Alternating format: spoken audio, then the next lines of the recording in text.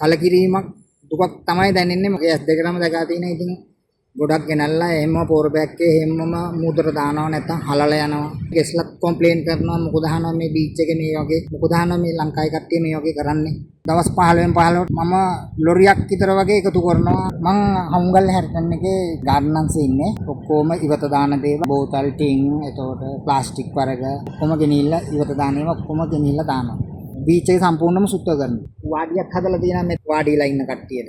ඒ හදන්නේ ඉතුරේ මම තනියෙන් ඉන්න බීච් එකේ නිකන් පාළු නිකන් කාන්තාරයක් වගේ කිසිම කෙනෙක් නැතු වුණා.